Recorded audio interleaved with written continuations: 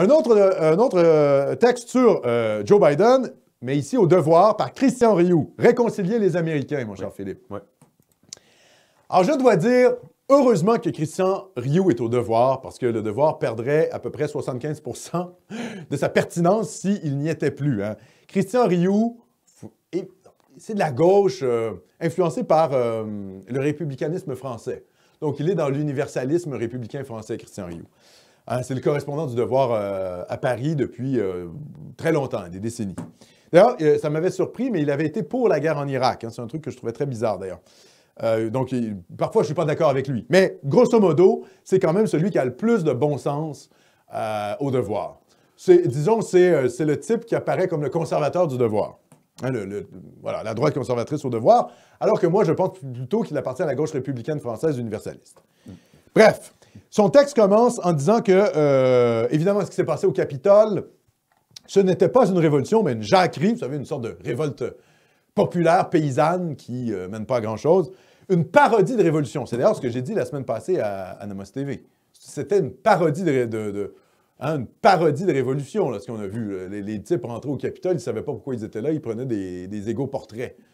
Hein? Bon, voilà, quoi. Hein, ils n'étaient pas en train de faire un coup d'État. Pas de nous prendre pour des imbéciles. Le texte de Christian Rioux. Il faut néanmoins reconnaître les efforts que Joe Biden a déployés pour reconquérir les États de la Rust Belt que Trump avait ravis aux démocrates en 2016. En effet. Mais ces gains ne seront que de courte durée si le président persiste à obéir à son extrême gauche en introduisant notamment des critères raciaux dans les programmes de relance du pays. Un programme conçu, dit-il, spécifiquement pour aider les entreprises possédées par des Noirs et des Bruns. Black and Brown People. Des mots dignes d'un nouvel apartheid. Hein? S'indigne Christian Rioux. Alors, Madame Bombardier, je vous invite à lire le texte de votre collègue journaliste Christian Rioux pour comprendre c'est quoi le danger de Joe Biden. Dérive raciale en partant. Ça fait pas une semaine qu'il est là.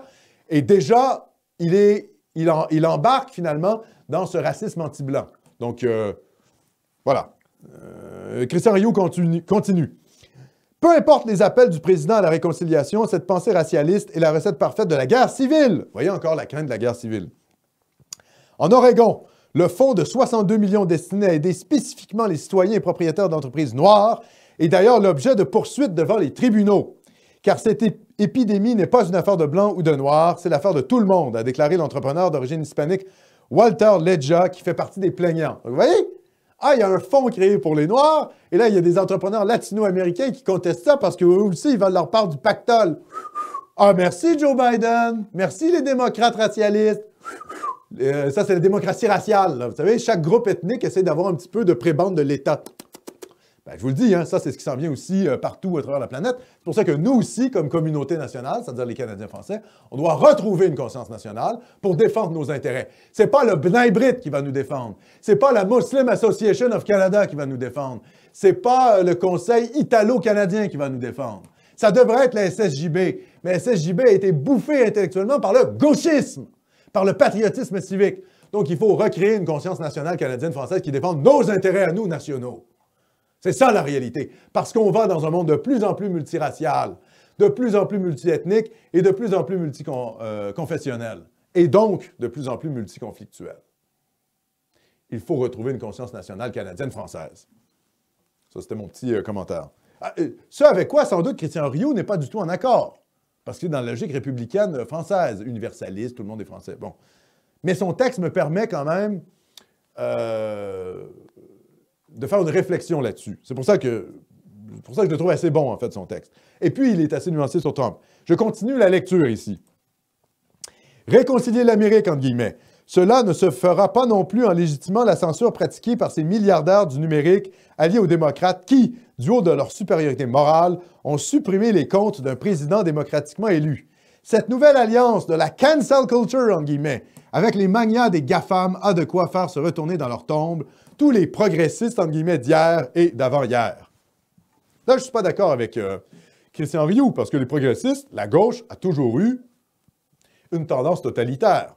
Elle a applaudi ça. Elle applaudit ça, oui, mais ce qu'il veut nous dire, c'est qu'il y a une vraie gauche qui devrait être progressiste et qui devrait être contre les oligarques du GAFAM. On comprend ce qu'il veut dire. Oui. Il y a une bonne gauche, celle d'il y a 40 ans, et il y a une mauvaise gauche aujourd'hui. Oui, mais M. Rioux, il y a 40 ans, la gauche, elle défendait le communisme. Sartre, c'est ce qu'il faisait, là. Hein, tous les intellectuels de gauche étaient pâmés devant Castro. Donc, je veux dire, l'idée de censurer les gens par la gauche, c'est pas nouveau, là. Les communistes, les marxistes, c'est un peu le pain et leur beurre de faire la Pravda. Donc là-dessus, donner une bonne essence à la gauche en disant « la gauche est pour la liberté d'expression », c'est faux historiquement. La gauche aime la liberté d'expression quand ça s'applique à elle-même et elle veut censurer les droitards. Il n'y a rien de nouveau là-dedans. Et les gauchistes ont une tendance totalitaire très forte. Pourquoi? Parce qu'on n'a jamais fait le procès du marxisme. Hein, il y a eu un Nuremberg pour les fascistes, pour les nationaux-socialistes allemands. Il n'y a pas eu le Nuremberg du communisme.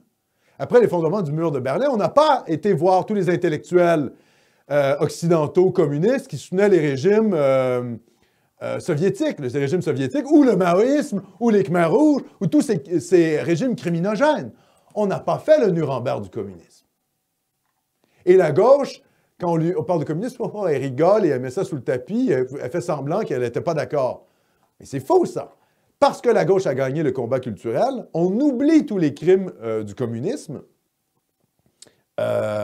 Tout simplement, voilà, parce qu'elle a réussi, la gauche, c'est la manœuvre de la gauche, elle a réussi à faire oublier son adhésion au système totalitaire qui a fait le plus de morts au 20e siècle. Donc, quand on me dit la gauche d'avant, les progressistes d'avant seraient horripilés par la censure, je dis bien sûr que non. La gauche d'avant, elle aurait applaudi comme elle a toujours applaudi sur la censure. Et ils s'en sortent comme ça. Malgré tout, quand même, un bon texte de Christian Rioux qui soulève les problèmes que représente l'élection de Joe Biden. Et pour ça, je le dis, heureusement que Christian Rioux est au devoir. Il y a un peu de raison. Vous savez, ce type possède la raison. D'ailleurs, il avait fait des reportages au Front national en disant, oui, mais le Front national défend, au fond, ce que défendait le Parti communiste, d'ailleurs, français, c'est-à-dire les ouvriers. Il a compris ce qui s'est passé en termes du changement, disons, sociétal de la gauche économique, plutôt communiste, à la gauche bourgeoise. Disons, la gauche qui met de l'avant les immigrés et la diversité. Hein. Le nouveau prolétariat, ce sont les musulmans et finalement les immigrés, en quelque sorte. Hein, parce que la gauche s'est rendue compte que la classe moyenne blanche ne voulait pas la révolution socialiste. Donc, elle s'est projetée à travers, finalement, cette nouvelle classe, ces nouveaux damnés de la terre qui étaient les immigrés.